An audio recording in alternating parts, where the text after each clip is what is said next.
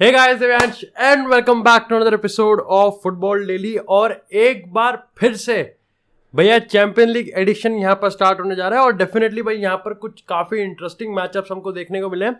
अब देखो यहाँ पर मैच डे 1 और मैच डे 2 के अगर सारे कंबाइंड मैचेस की बात करें तो एक एक इंडिविजुअली सारे मैचेस पे बात करना प्रैक्टिकली इम्पॉसिबल है, लेकिन हम यहाँ पर उन की मैचेस के बारे में बात करने वाले हैं। हम उस की टीम्स के बारे में बात करने वाले हैं जो कि आने वाले नॉकआउट या फिर इस साल के चैंपियंस लीग फाइनल या फिर रोड टू ग्लोरी का जो फेस है उसको यहाँ पर चेंज कर सकते हैं। और सबसे पहले बात करते हैं हम आज के काफी इंटरेस्टिंग मैच के जो कि ग्रुप ऑफ डेथ से है। वो है यहाँ पर Newcastle United versus AC Milan का। देखो न्यूकासल यूनाइटेड की पहले हिस्ट्री जान लेते हैं, मिलान की हिस्ट्री जानेंगे। अगर न्यूकासल यूनाइटेड की हम बात करें तो यहाँ पर देखो उन्होंने सबसे पहले काफी अच्छा यहाँ पर एस्टन विला को 5-1 से धोया था, फिर लिवरपूल से हारे, वो भी जब वो डाउन टू 10 मैन थे। उसके बाद वो यहाँ पर मैनचेस्टर सिटी से हारे और फिर फाइनली ब्रेंटफोर्ड से वो जीत गए। तो कह सकते हो कि Newcastle United back to winning ways है, मोमेंटम पे हाई है। हाई तो नहीं कह सकते, लेकिन हाँ ठीक है, लो से वापस न्यूट्रल पे आ गए। न्यूकासल यूनाइटेड के रिगार्डिंग यार एक चीज़ ये भी कही गई थी कि क्या न्यूकासल यूनाइटेड का वो जो बबल था वो बस्ट हो गया है, लेकिन जब बाद में काफ़ी आप पढ़ोगे इसके बारे में, न्यूकासल यूनाइटेड के बारे में जितना आप सुनोगे, जितना आप सोचोगे, समझोगे, आपको पता चलेगा कि ऐसा एक्चुअली में है नहीं। न्यूकासल यूनाइटेड का आप कह सकते हो कि एक तो लैक ऑफ रोटेशनल या फिर आप कह सकते हो कि पर्सनल प्रोफाइल जिस तरीके से आईडिया पे खिला रहा है उस चीज़ में अभी ढलने में टाइम है। और साथ ही जो उनका स्टार्टिंग था, कह सकते हो कि प्रीमियर लीग में सबसे ज़्यादा टफ था भाई। सिटी से फेस कर लिया, ब्राइटन सिटी को फेस करा, ब्राइटन को फेस करा, लिवरपूल को फेस करा, एस्टन विला को फेस करा, मजाक नहीं है। बट खैर यहाँ पर अगर बात करें मिलान की, अब देखो मिलान के लिए दिमाग थोड़ा खराब इसलिए आता है क्योंकि स्टीफन पियोली के अंडर मिलान एक्चुअली में इस सीजन अभी तक क्लिक नहीं करी है, कन्विंसिंग नहीं लगी है। साथ ही यहाँ पर आपको कहना पड़ेगा कि अगर जहां हम क्रिश्चियन पुलिसिच की बात करें, एक अच्छा खेल रहा है। साथ ही अगर हम यहाँ पर मिडफील्ड की बात करें या फिर डिफेंस की बात करें, ठीक है, कामनेस है वहां पर, लेकिन मिलान डर्बी में जो हुआ है वो काफ़ी कैटास्ट्रॉफिक है और काफ़ी सोचने पे मजबूर करता है कि स्टीफन पियोली के अंडर मिलान क्या यहाँ पर आने वाली है या फिर कहीं ना कहीं वो गए दिन, वो जब से स्कूडेटो जीते हैं, आई थिंक वो पीक था। और रिसेंटली जो मिलान का आखिरी मैच था जहाँ पर इंटरनेशनल ने उनको 5-1 से धोया है, ये कोई छोटी मोटी बात तो है नहीं।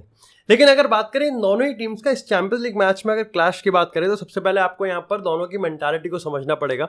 देखो यहाँ पर आपको कहना पड़ेगा कि न्यूकासल यूनाइटेड एक बेटर मेंटालिटी के साथ है, लेकिन यहाँ पर मिलान अपने होम पे खेल रही है। और यही कहना था पियोली का भी कि भाई हम तो यहाँ पर जो हो गया वो हो गया, उसको पीछे छोड़ देते हैं। अब बस ये होप करते हैं कि हमारा जो होम क्राउड है वो हमको यहाँ पर पुश करेगा और हमको बूस्ट देगा। दोनों टीम के अगर न्यूज़ की बात करें तो देखो सबसे पहले उधर तो यहाँ पर इसक है, एंथनी गोर्डन है, यहाँ पर लिब्रामेंटो है और उसके साथ साथ उनके सारे हैं। यहाँ पर इवन आप कह सकते हो कि फॉर्मर मिलान प्लेयर सैंड्रो टोनाली भी खेलने वाले हैं। साथ ही अगर मिलान की बात करें तो देखो मिलान में मेरे को लगता है कि यहाँ पर वो एक्सपीरियंस को खिलाएंगे और वो होगा ओलिवियर जिरूड। साथ ही यहाँ पर आप कह सकते हो रफेल लियाओ, उसके साथ यहाँ पर आपको थियो हर्नांडेज भी देखने को मिलेगा, पोबेगा, क्रूनिच भी, और यहाँ पर टोमोरी भी जो कि इंटर मिलान वाले गेम में आई थिंक सस्पेंडेड था। और यहाँ पर आपको कुल मिला के मिलान में आपको एक्चुअली में आप कह सकते हो कि यहाँ पर एक्सपीरियंस का एक मिक्सचर मिलेगा। वहीं अगर न्यूकासल यूनाइटेड की बात करें तो वहाँ पर एक्सपीरियंस और यंग का एक हाइब्रिड देखने को मिलेगा जो कि एक्चुअली में बहुत एनर्जाइज और हाई टेम्पो वाला गेम खेलेगा। यहाँ पर मेरे को लगता है गेम केजी भी हो सकता है, लेकिन आउट एंड आउट एक काफ़ी बॉक्स ऑफिस मैच होगा जहाँ पर लिवरपूल न्यूकासल यूनाइटेड अपना वही डिफॉल्ट गेम खेलेगी। मिलान कंजर्वेटिव होती हुई दिख सकती है क्योंकि मिलान के पास टेक्टिकल सुपीरियरिटी नहीं है, हाउएवर उनके पास पर्सनल प्लेयर्स हैं। चाहे आप यहाँ पर पोबेगा भी की बात करो, चाहे आप यहाँ पर थियो हर्नांडेज की बात करो, आप यहाँ पर टोमोरी की बात करो, जिरूड का यहाँ पर वो फॉक्स इन द बॉक्स वाला हिसाब आप कह सकते हो कि आउट ऑफ नथिंग वो कुछ भी क्रिएट कर सकता है। खैर, तो यहाँ पर मेरे को लगता है कि भाई यहाँ पर तो न्यूकासल यूनाइटेड का पलड़ा भारी है। इसी के साथ यार बात करते हैं एक और इंटरेस्टिंग मैच से ग्रुप एफ के, और वो है यहाँ पर पीएसजी वर्सेस डॉर्टमुंड का। अब देखो जहाँ पूरी कम्युनिटी एक्सपेक्ट कर रही होगी कि डॉर्टमुंड एक अंडरडॉग स्टोरी खेल के पीएसजी को तोड़ दे, लेकिन वहीं पर ही अगर मैं डॉर्टमुंड की स्टोरी को समझूं और पीएसजी की स्टोरी को समझूं तो मैं सही बताऊं तो पीएसजी चाहे कितनी अनकन्विंसिंग लग रही हो और चाहे पीएसजी पे हम कितना ही यहाँ पर मजाक उड़ा ले, ये मैच एक ऐसा मैच है जहां पर पीएसजी हारना अफोर्ड ही नहीं कर सकती। क्योंकि इस पॉइंट ऑफ टाइम पे जहाँ डॉर्टमुंड एक काफ़ी अट्रैक्टिव है, डॉर्टमुंड एक काफ़ी आप कह सकते हो कि सॉफ्ट कॉर्नर वाली टीम है, डॉर्टमुंड के पास एक्चुअली में इस समय कुछ भी ऐसा नहीं है जो कि पीएसजी को डरा सकता है, एक्सेप्ट पीएसजी का खुद का बड़बोलापन। अब देखो मैं तुमको समझा देता हूँ, वो तुमको डॉर्टमुंड की थोड़ी हिस्ट्री से समझ में आएगा। डॉर्टमुंड ने हाल ही में यहाँ पर फ्राइबर्ग की बात करें तो उनको 4-2 से अवे फ्रॉम होम हराया, जो कि उनके पहली अवे विक्ट्री है। 4-2 से हराया, लेकिन स्टिल यहाँ पर अगर आप डॉर्टमुंड के फैन बेसिस की बात करोगे तो वो अभी भी इसी चीज पे आर्ग्यू कर रहे हैं कि डॉर्टमुंड एक्चुअली में कन्विंसिंग अभी भी नहीं लग रही। यहाँ पर अगर आडेयामी की बात करें तो लास्ट अच्छा गेम आडेयामी का पिछले सीजन बताया जा रहा है। साथ ही अगर सेबेस्टियन हॉलर की बात करें तो उसका गेम भी बिल्कुल ही बेकार। तो यहाँ पर सेबेस्टियन हॉलर तो शायद से खेलेगा भी नहीं, बेंच पे होगा, फुल क्रुक खेलेगा। इसी के साथ यहाँ पर जूलियन ब्रेंट की बात करें, मार्को रॉयस की बात करें, फ्रॉम द बेंच आए थे। अगर यहाँ पर अच्छी चीजें जो है इनके लिए वो है यहाँ पर मैट हमल्स अच्छा खेल रहा है, काफी अच्छा खेल रहा है। स्लॉटरबैक अगेन काफी अच्छा खेल रहा है। और जो उनके मैनेजर तेंजिक आई थिंक नाम है उसके, जो इन गेम सब्स्टिट्यूशन है वो काम कर रहे हैं डॉर्टमुंड के लिए अभी तक के लोग। लेकिन यही वाली चीज कि कैसे गोल स्कोर करेंगे और पीएसजी की मार्किनियोस, स्क्रीनियर, लूकास हर्नांडेज और अशरफ हकीमी की डिफेंस लाइन को कैसे तोड़ेंगे, ये मेरे को बिल्कुल भी कॉन्फिडेंस नहीं आ रहा है इस डॉर्टमुंड की टीम में।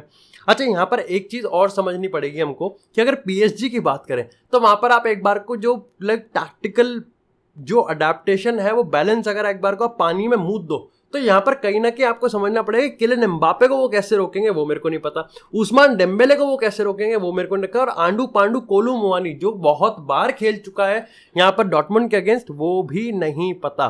खैर, इसी के साथ अगर हम यहाँ पर पीएसजी के पर्सपेक्टिव से अब थोड़ा सोचें, देखो पीएसजी का हिसाब ना बारसा वाला हिसाब है चैंपियन लीग में, बहुत हाई।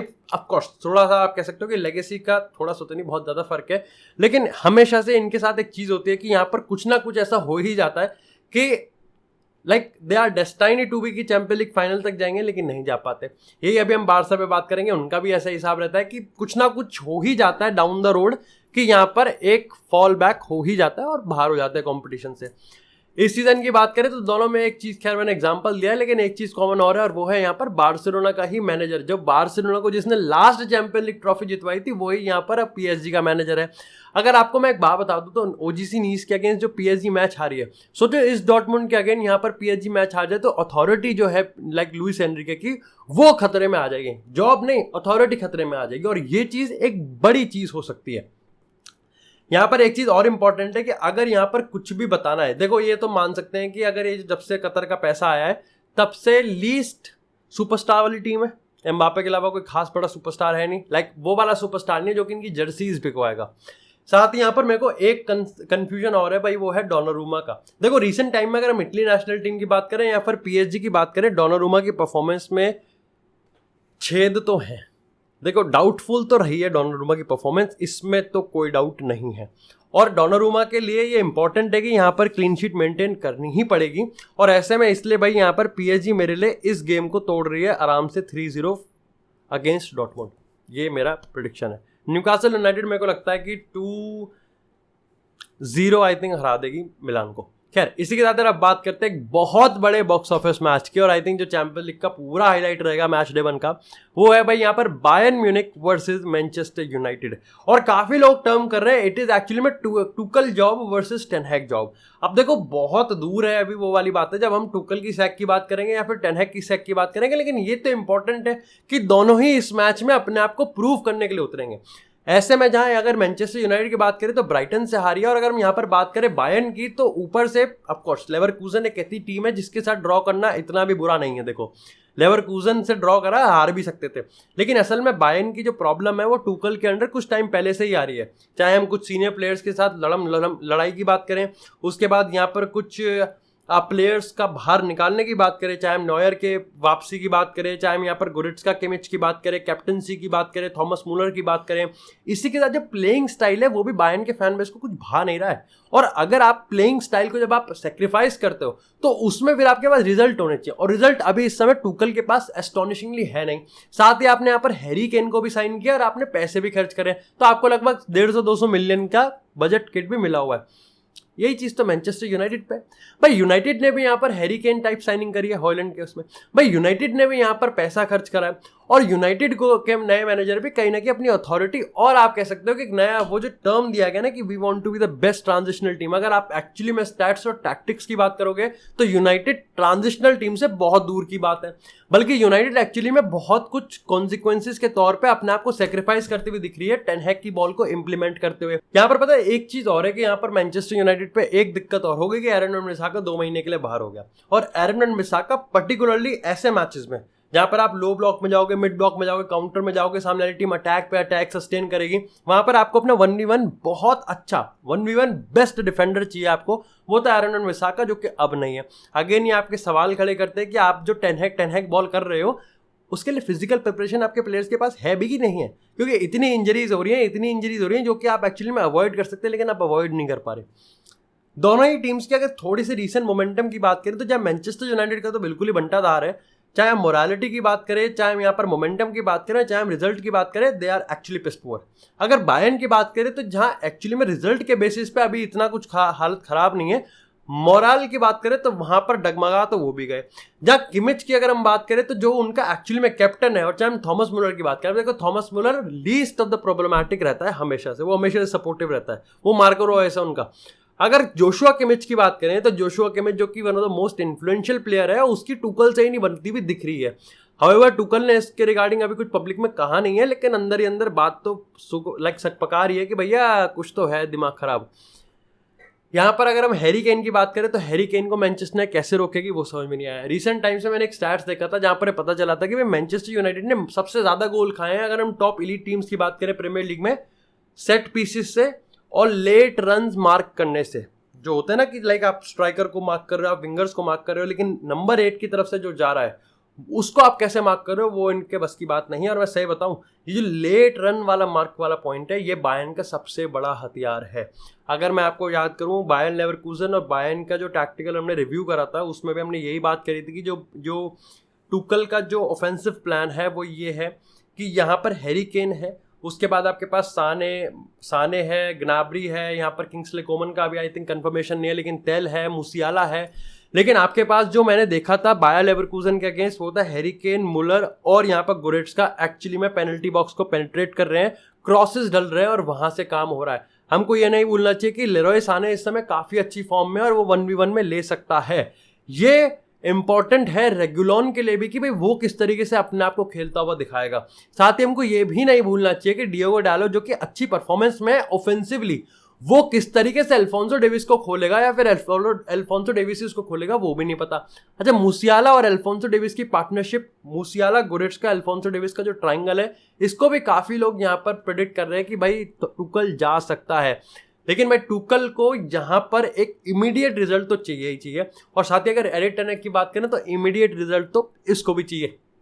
साथ ही अगर मैनचेस्टर यूनाइटेड के अगर ऑफेंसिव प्लान की बात करें, चलो डिफेंस में तो आपको समझ में आ गया कि आपको यहाँ पर भाई क्रॉसेस फेस करने पड़ेंगे और आपको हैरी केन को रोकना पड़ेगा। अगर हैरी केन को आपने 5 से 6 शॉट लेते हुए देख लिया तो खत्म हो। और अवे फ्रॉम होम के अगर स्टैट्स की बात करें तो यूनाइटेड ने ऑन एवरेज बहुत ही ज्यादा, शायद से प्रीमियर लीग में टॉप 7 या फिर टॉप 8 टीम्स की बात करें तो सबसे ज्यादा शॉट्स कंसीड किए हैं, सबसे ज्यादा कॉर्नर कंसीड करे हैं और सबसे ज्यादा थ्रेट कंसीड करे हैं। और ये इंपॉर्टेंट इसलिए भी है क्योंकि ओनाना पे भी आप सवाल खड़े कर रहे हो कि भाई ओनाना शॉट स्टॉपिंग में कुछ है भी बेटर कि बस डिस्ट्रीब्यूशन है। खैर, अगर ऑफेंसिव प्लान की बात करें तो मार्कस रैशफोर्ड पे कैसे बात ना करें। देखो, मार्कस रैशफोर्ड की अगर हम बात करें तो रैशफोर्ड एक कंसिस्टेंट थ्रेट है, लेकिन ये चीज टुकल को भी पता है कि यहाँ पर जो टिल्ट है मैनचेस्टर यूनाइटेड का बहुत लेफ्ट साइडेड रहेगा, राइट साइडेड में इतना नहीं रहेगा, लेफ्ट साइडेड खेलेगी। लाइकवाइज रियल मैड्रिड विनीसियस के साथ चलती है।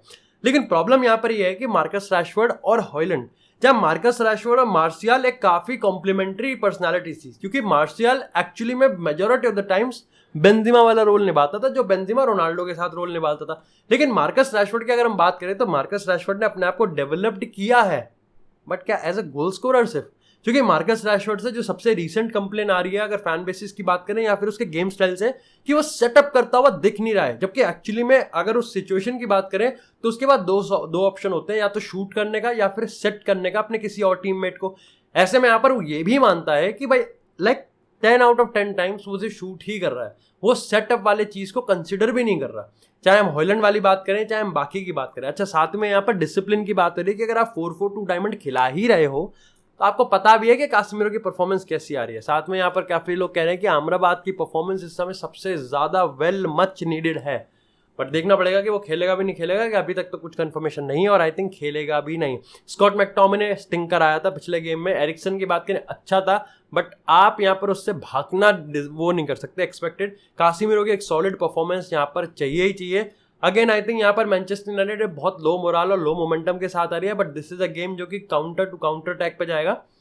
तो यहाँ पर वो हर्ट कर सकते हैं बायर्न को। हाउएवर आई थिंक बायर्न यहाँ पर यूनाइटेड को मोस्ट प्रोबेबली 2-0 से हरा देगी, आई थिंक मोस्ट प्रोबेबली। खैर इसी के साथ बात करते हैं थोड़ी सी स्पेनिश जायंट्स की, रियल मैड्रिड और बार्सिलोना।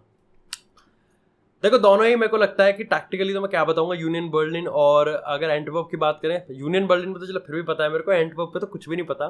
तो एंटवर्प तो मेरे लिए भी एक सरप्राइज पैकेज होगा कि क्या गेम हम एक्सपेक्ट कर सकते हैं और क्या नहीं। लेकिन अगर एंटवर्प की बात करें तो एंटवर्प वाला और यूनियन बर्लिन दोनों मेंटालिटी वाला केस है।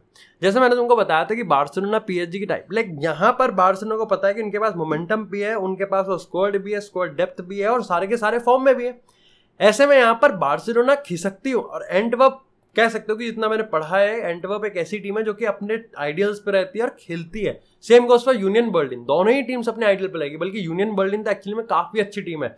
लाइक अगर हम बात करें तो यूनियन बर्लिन ने पिछले टाइम बेलिंगम की डॉर्टमुंड को हराया था 2-0 से, उससे पहले भी हराया है बेलिंगम की टीम को और 4-4 टू डायमंड के साथ ही हराया है। साथ ही अगर आप रियल मैड्रिड के रीसेंट परफॉर्मेंस की बात करोगे, चाहे बार्सा की रीसेंट परफॉर्मेंस की बात करोगे, तो दोनों अपने स्ट्रेंथ पे खेल जाएंगे। चाहे रियल मैड्रिड के फुल बैक्स की बात करें, चाहे कारवाहाल बेस्ट परफॉर्मेंस दे रहा है, फ्रान गार्सिया ने एनकरेजिंग परफॉर्मेंस दी है, टोनी क्रूज की बात करें, जोसेलू ने एटलीस्ट अपना काम कर दिया एंड बेलिंगम के थ्रू हर चीज होती हुई जाएगी। वहीं अगर बार्सा की बात करें तो लमीन यमाल की बात करें, लेवेंडोव्स्की की बात करें, उसके बाद यहाँ पे रफीनिया की बात करें, फरान टोरेस की बात करें, जाओ फिलिक्स की बात करें, हर चीज मक्खन की तरह काम कर रही है। और उसके ऊपर से जो यहाँ पर आपका डिफेंस है that is cherry on the cake. तो गलती की गुंजाइश नहीं है, बार्सा के केस में तो बिल्कुल भी नहीं है। रियल मैड्रिड के केस में तो बिल्कुल हो सकती है, क्योंकि रियल मैड्रिड की ऐसी टीम है ना कि वो रिजल्ट ग्राइंड कर रहे हैं, वो तो बस चल रहा है 5 में 5 जीते हैं और वो हमको पता है कि 5 के 5 कैसे जीते हैं। बार्सा की बात करें, they have a very good system, they have a very good proven player system, कि वो प्लेयर उसी सिस्टम में काम कर रहे हैं। पता चल गया, हमें नहीं पता चला कि अभी 4-4-2 में जोसेलू काम कर रहा है कि नहीं कर रहा है। रॉड्रिगो की अच्छी परफॉर्मेंस है बट गोल्स कैसे आएंगे, वाल्वर्दे परफॉर्म कर रहा है लेकिन गोल्स में कैसे कन्वर्ट होगा, तो बेलिंगम के भरोसे हमको देखना पड़ेगा। जय श्री राम।